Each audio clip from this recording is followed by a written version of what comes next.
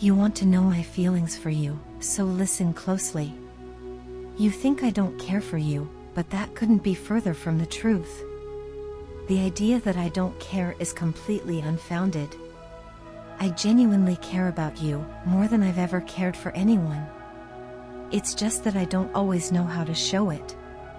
You know my nature, I'm not someone who easily expresses what's in my heart. But today, I'm letting that go because you need to know how much you mean to me.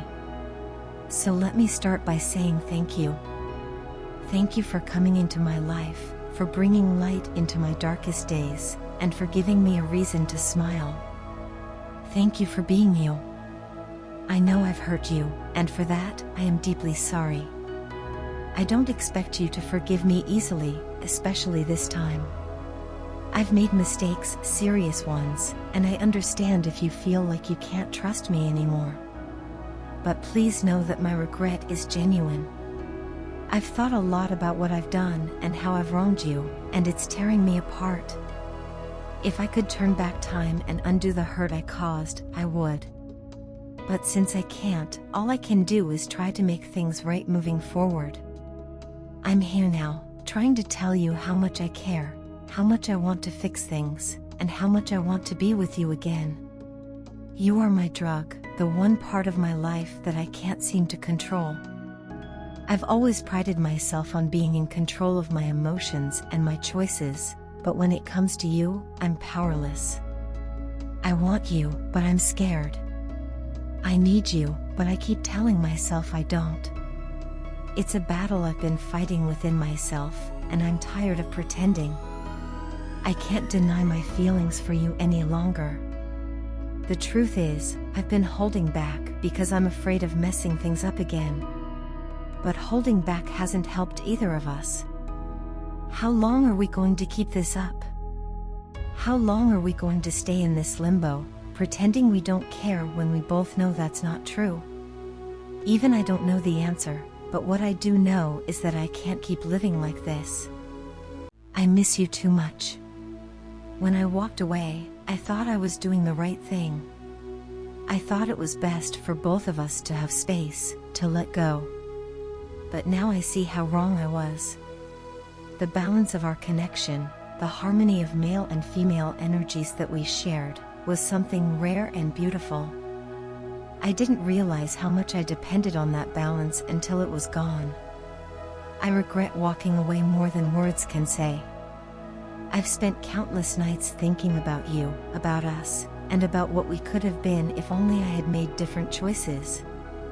This regret has been my constant companion, and it has opened my eyes to how much I need you in my life.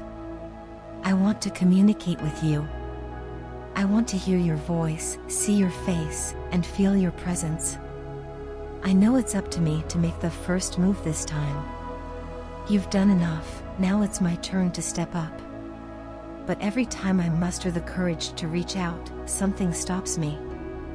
It's not because I don't want to talk to you, it's because I'm terrified of hurting you again. The last thing I want is to bring more pain into your life. You deserve so much better than what I've given you, and I'm determined to be better for you. I've had a sudden realization about my life and our connection. It hit me like a lightning bolt one day, and I knew I couldn't ignore it any longer. You and I are meant to be in each other's lives. I don't know exactly how to make things right, but I'm working on it. I'm taking the steps I need to take to become the person you deserve. I want to see you again, hold you again, and feel the warmth of your love again. I still have hope for us, for our future, and for the possibility of reconciliation. That hope is what keeps me going. I long to feel your arms around me. I dream of the day when I can hold you close and tell you everything I've kept bottled up inside. I'm planning to make you a love offer, a genuine, heartfelt declaration of my feelings for you. This isn't just an impulsive decision, it's something I've thought about deeply. I'm even planning a surprise visit to your home because I want to see your reaction when I tell you how much you mean to me. You still give me butterflies, just like you did when we first met. That feeling has never gone away. So here I am, laying it all out for you. I care about you, I need you, and I want to make things right. I'm not perfect, but I'm willing to try, for you, for us.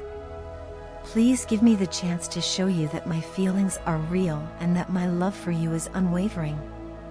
I'm ready to take that step towards you, to knock on your door, and to prove that you're the most important person in my life. I hope you'll let me in.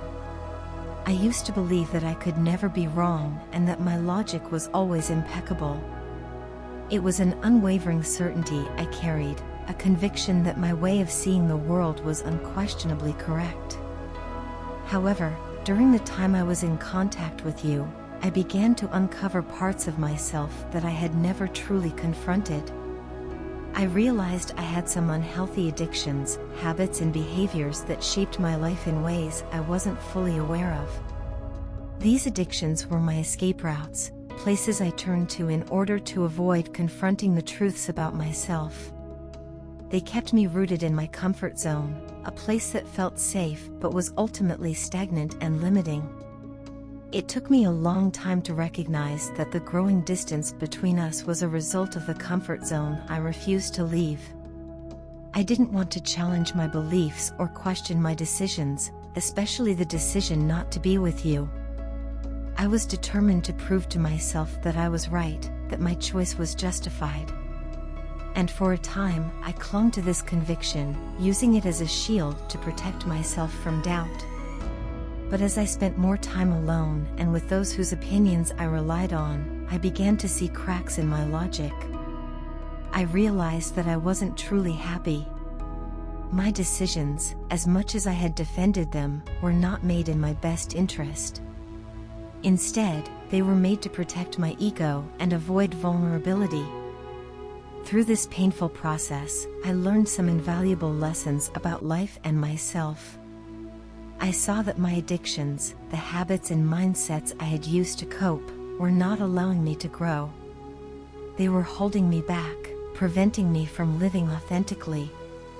To truly move forward, I needed to release them completely, no matter how difficult that might be. The distance between us was not just about disagreements or differing perspectives, it was also about my inability to see beyond my own experiences. I wasn't willing to accept that there could be more than one valid way to view a situation. For me, different meant incompatible. I didn't consider that people are shaped by unique circumstances, upbringings, and experiences, all of which influence their perspectives on life. This narrow mindset created a divide between us, one that I couldn't bridge at the time. When I decided to end things with you, I thought it would bring me clarity and peace.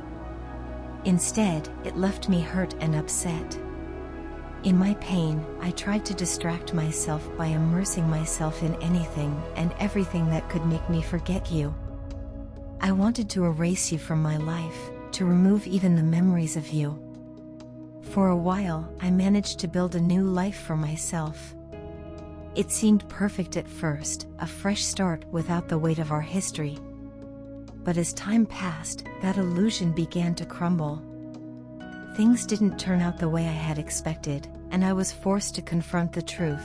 My new life was built on avoidance, not growth.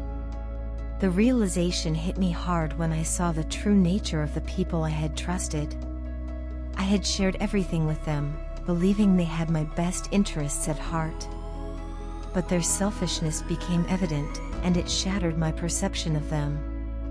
Their actions opened my eyes to a reality I had been avoiding for too long. As I began to change and strip away the layers of denial and distraction, I found myself being drawn back to you. It wasn't a conscious decision, it was a natural gravitation towards something genuine that I had pushed away. Many times, I tried to take my mind off you, convincing myself that moving on was the best choice. Yet, every attempt felt futile. My experiences taught me that running from my feelings was a pointless endeavor. The more I worked on myself, the clearer my mind and heart became. I started to see how my toxic patterns and judgmental tendencies had contributed to the problems between us. Slowly but surely, I began to change. I let go of the need to always be right, the need to control outcomes, and the need to judge differences instead of understanding them. Now, I am no longer the most toxic, judgmental version of myself. I have grown in ways I never imagined possible. The process was neither quick nor easy, but it was necessary. It required me to confront my fears, question my assumptions, and let go of the unhealthy habits that had defined me for so long. I learned that growth often comes from the most painful experiences, and that true happiness cannot be found in the comfort zone. It requires vulnerability, openness, and the courage to face the parts of ourselves we would rather avoid. Looking back, I see how much I've changed. I'm not the person I was when we were together, and for that, I am grateful. The journey has been transformative, and while it hasn't been easy, it has been worth it. I am finally in a place where I can live authentically, free from the addictions and mindsets that once held me back. And while I cannot change the past, I can move forward with the lessons I've learned, hoping that they will guide me toward a better, more fulfilling future.